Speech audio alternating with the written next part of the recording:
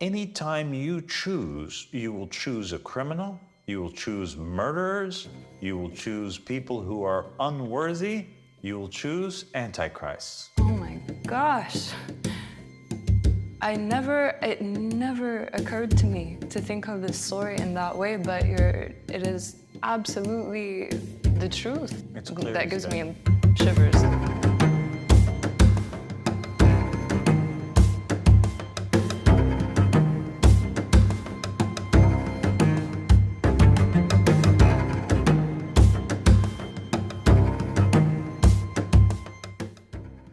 Assalamu alaikum wa rahmatullahi wa barakatuh. How are you, Tiffany? I'm good. Alhamdulillah, how are you? Alhamdulillah. Thank you for joining me here today. Thank you so much for having me here. In the previous episodes, we talked about the Antichrist in Judaism, Christianity, and Islam.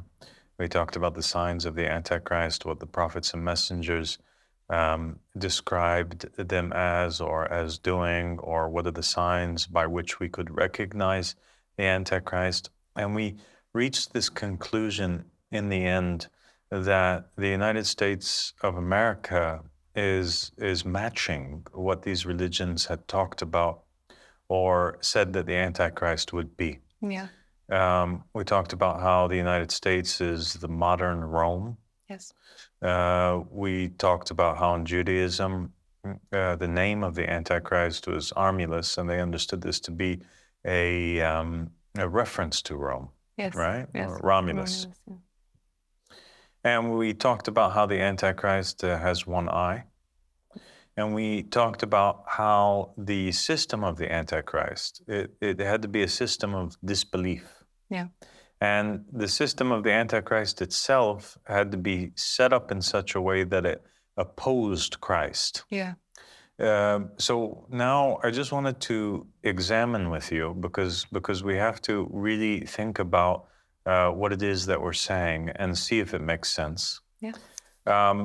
We have to know what is the purpose that Jesus Christ is sent, and see if the system, the government, the democracy in which America believes in is opposed inherently to Jesus Christ. Okay. Okay? So I guess the first question that we would ask is, why is Jesus sent? What is his function? And we know that Jesus is given some titles in the Bible. Mm-hmm. And one of them is a Messiah, Mm-hmm. right? Another one is Christ. Mm-hmm. And they both mean someone who's anointed. Yes. What does that mean, somebody who's anointed? What is their job? What is their function? What is their duty in Christianity? What were you raised as believing? What is the job that Jesus is sent as? Well, the anointed one is a title, or it's actually like a ceremony that appears in the Old Testament, where when kingship or leadership, successorship is passed down from one prophet to another, they're anointed with oil, and we see it happening in several passages in the Old Testament. So some of the ones who were anointed are, for example, when David passed on the rulership to his son Solomon, he was anointed. So what it actually means is that the anointed one will be the next ruler, the one who will rule over the nation of believers. That's exactly right, because the prime examples in the Bible of people that were anointed were specifically kings, Mm-hmm. okay? So we find in the Bible Samuel, who is the prophet, he anoints who? Saul. Saul, yeah. And we see that David also, when he becomes king, he has to be anointed. Mm-hmm. And we see Solomon also is anointed. Mm-hmm. So anointed one, and whenever there was a reference to an anointed one, it was definitely referring to the monarchs of the state of Israel. Okay. Okay? Mm-hmm. So now, without a shadow of a doubt, we understand that Messiah, or anointed one, is referring to a king or a ruler over the people. Yeah. So then that makes the job of Jesus Christ to be that of a ruler, Yes. right? Yes. And the ruler, whether in the case of Jesus whether in the case of Saul, whether in the case of David, whether in the case of Solomon, or they were always appointed by God. Yes. None of them were elected. None of them came to power by means of a coup d'état No. or anything like that. In the Bible, in Judaism, Christianity, and Islam, it is God who appoints the ruler. He has to, because it's Him who chooses the most righteous out of the people and the one who's going to lead His flock to safety and salvation. Yes. Is that correct? Yes, of course. I mean, even in the case of Saul, which you mentioned, it was the people didn't say, let's choose a king ourselves. They went to Samuel and said, have God choose for us a king. Exactly. And that is also a prime example in the Bible of a time where human beings, let's examine this story. So in the time of Saul, basically Samuel, he was the prophet. Mm-hmm. And he was also like the de facto ruler over them. Everybody had to listen to Samuel. He was the ruler, he was the prophet, he was the de facto authority figure at the time. Yes. All right? And he was enforced by the Holy Spirit. Mm-hmm. He has some sons.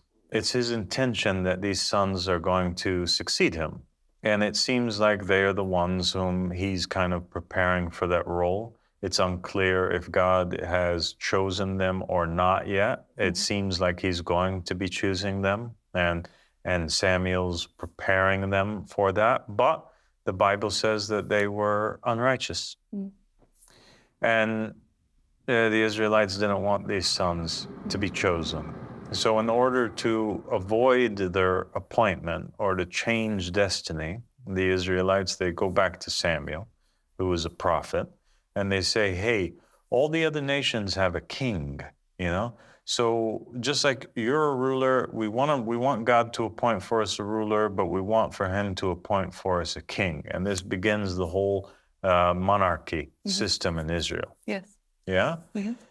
So they don't elect their own king. No. They don't interfere in that, but still they interfere with the political system that God had set up, because God was ruling them through prophets, you know, or through judges, but not ruling them yet through kings. Yes. But they wanted a king who came with his own sets of authority.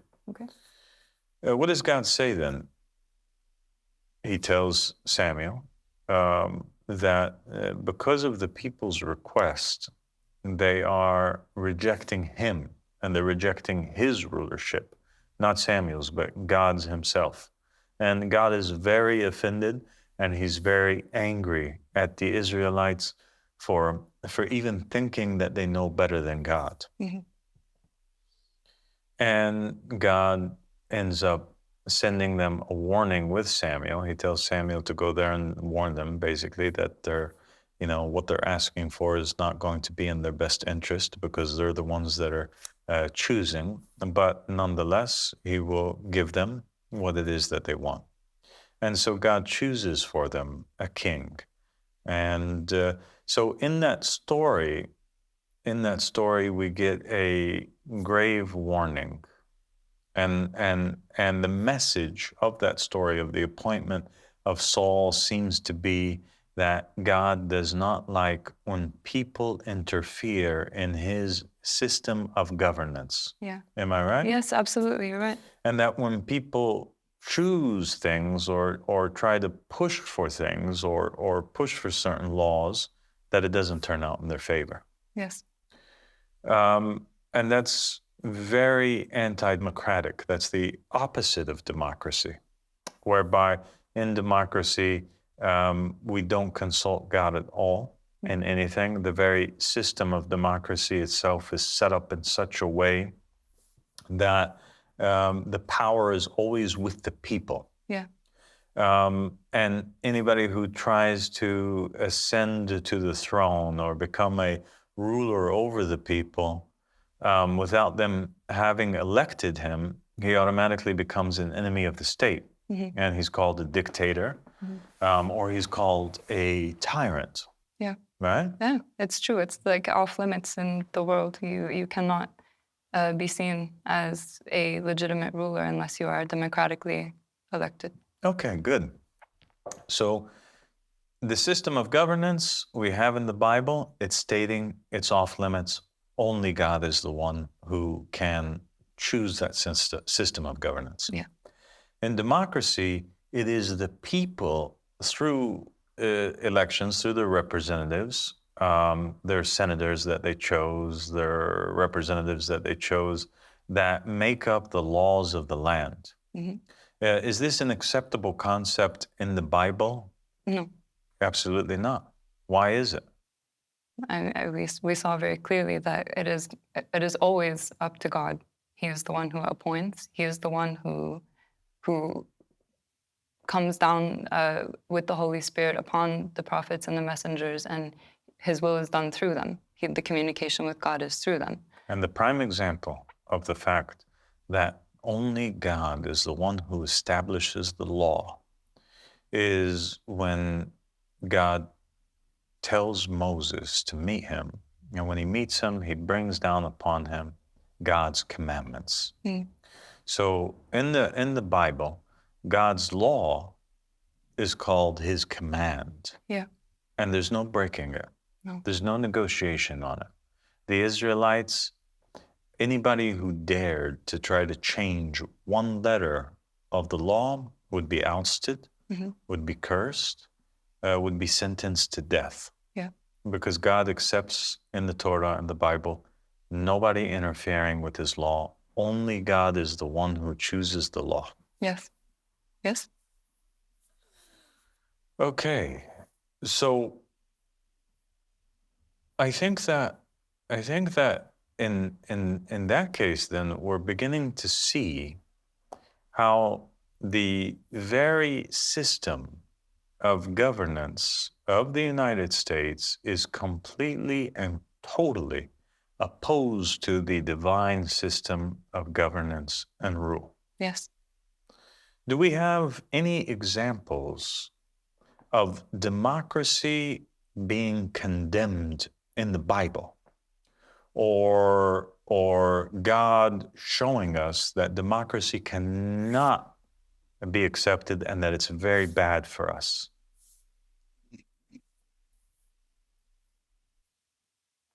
I am thinking. There's a very big example. Okay. And it's almost as if this was a big part of the warning of Jesus Christ to humanity. It was a big part of his message. So in the story of Jesus, the Messiah, there's this incident that occurs. A great election takes place. Basically, Jesus is arrested, okay? And he's beaten, he's tortured, and he's taken by the Romans in front of all of the Jews. The Jewish population are all there, okay? And Pontius Pilate does not want to condemn Jesus. Yes, and so he puts the matter at the hands of the people. Yeah. And he says, let's have a vote on it. Let's have an election. Yes. As soon as you started to speak about it, I knew exactly what you were going to say. And the people... what did they do? They brought forth a criminal. Barabbas. And the criminal was called who? Barabbas. Barabbas. Yeah. Barabbas is brought in front of the people. Oddly enough, he has one eye. He's depicted as having one eye in the film, blind in the right eye, actually. And the people are given the ability to choose between the Messiah and the anti-Messiah, the one-eyed nominee, Barabbas. And all of the people, the Jewish people, they look at Jesus, the Messiah, who was appointed by God, and they look at the nominee who was brought forward by Pontius Pilate, and they choose Barabbas. Yeah, I know. And they let him go forward, and they let him go free. And so here's an election that takes place at the hands of the Romans. Yes. Okay? Yes. The modern day Rome is America. Yeah. And they put forward Jesus, and they put forward a nominee, and the people choose the nominee, and they choose him who was a convicted murderer, and he was a criminal. And so the story of the election of Barabbas in the Bible was Jesus Christ's way. It was God's way of telling people that anytime you choose, you will choose a criminal, you will choose murderers, you will choose people who are unworthy, you will choose antichrists. Oh my gosh. It never occurred to me to think of this story in that way, but it is absolutely the truth. This is what happens when the matter is put in the hands of the people. And this is one example, I mean, such a clear example of what happens when the matter is left to the people. They rejected and condemned the Messiah, God's chosen king, and they freed the anti-Messiah. It's clear that as gives day. me shivers. And so today we have America, who's claiming to represent Christianity, claiming to spread Christianity, but they're actually spreading a system that is against the laws of God, against the system of governance of God, and they are spreading effectively the Antichrist system of governance, where the power is taken away from God and given to the people. Our Jewish brothers and sisters, they might say, okay, well, this is a story from the New Testament. Do we have any examples of democracy being condemned as clearly as this in the Old Testament? And I think that we do. In the story where Moses had come down with the Ten Commandments, and then he goes away for a while, and the people, once again, they're left for an election, and they basically choose to build a golden calf and to worship it in the absence of Moses. And so this is an example, once again, of them choosing a false idol, a false god to worship. Any choices that the people make collectively ends up being a wrong one. And that confirms the verse in the Quran which states, Bismillah ar-Rahman ar-Rahim, and if you were to follow most of the people in the earth, they would lead you astray, right? So the majority's choice is always the wrong choice. The only choice that is the correct choice is God's choice. Wow. I mean, it's actually so extremely clear. When you point out these examples, they were preserved as warnings. But are we taking them as warnings? I mean, I hope that we will. I hope that people will actually go back to the scriptures and see that the matter is very clear. It is. So now if we talk about the second coming of Jesus, if he was to come back to the earth, is it possible? Does he stand a chance to rule? I mean, I think that this is a part where many people haven't really thought it through, you know? You pointed out in the previous episode that it's actually set up, you know, the whole system, the Constitution of the United States, and it's set up in a way that if Jesus were to descend on the clouds, and it's very clear and everybody knows that it's Jesus, it's not like he's going to just be handed the presidency. He's not going to become the president of the United States just based on that fact. He has to be democratically elected. He has to be born. And born in the United States, yeah. So, I mean, I don't think that many American Christians have actually thought about this very big contradiction in their beliefs, because they believe in democracy, right? It's extremely important to many American Christians, and so is their faith in Jesus. But they're actually completely opposed to one another. They cannot coexist. No, they can't. For that reason, you know, the American government is the great deceiver, because it makes people think that the system and the government itself is allied with the choice of God, when in reality it is inherently opposed to God. Yeah. The system itself is the opposite of Jesus and his message and God's law, and it never allows for a divinely appointed caliph, a divinely appointed king or Messiah, to ascend to the throne. If they were, in fact, a Christian nation, then the Constitution itself should have had a clause in there, or an article in there, or an amendment in there that said that basically whenever Jesus comes, then he can be handed the throne. Yeah. But that's not there. No, it's not there, and I think it's clear that the intention was never that behind the founding of the United States. Because the people who founded, they didn't really believe that Jesus would come back. Because if they did believe that Jesus would come back, then they would have adjusted the law in such a way that it made room for God's choice. Yeah. But that's the problem with democracy, is that it never has room for God's choice. Mm-hmm. The only room that it has is for the majority's choice. Yeah. Out of the people. Yeah. And we've seen where that leads astray. So we have in the Bible, the Romans teaching the Jews how it is that they can choose and elect a person. Mm-hmm. We have today America teaching Israel democracy. Yeah. Rulership in Israel today is democracy. The only people that can come to power, they come to power through elections. Yeah, and that's completely opposed to the history, through the scriptures of how God governed Israel before. Yeah, so like the current state of Israel is kind of like a fake state of Israel. Mm-hmm. It's not really an authentic state of Israel. Yeah. That's why we call it the so-called state of Israel. Yeah. Because every ruler that they had was chosen by the people. Yeah.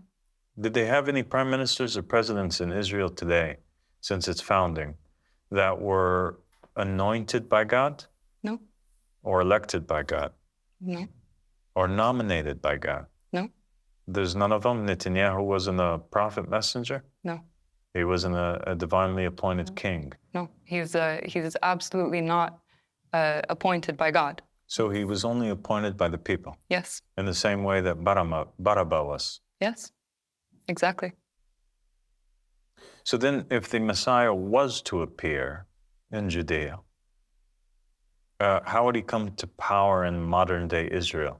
Is there anything in the Israeli constitution or laws that allow for God's choice to ascend to the seat? Not that I'm aware of. You would certainly imagine that Israel of all nations would have such a clause, because it is a country that is meant to be united by their faith, right? It is a state for the Jewish people who are awaiting their Messiah. So you would imagine that it would actually be built into their constitution, but as far as I'm aware, it's not. Well, then if it's not, is it a Jewish state? Yeah. Or is it just a Roman state or an extension of Rome? Yeah. Is Israel really a Jewish state, or is it merely the 51st state of America? Yeah. I mean,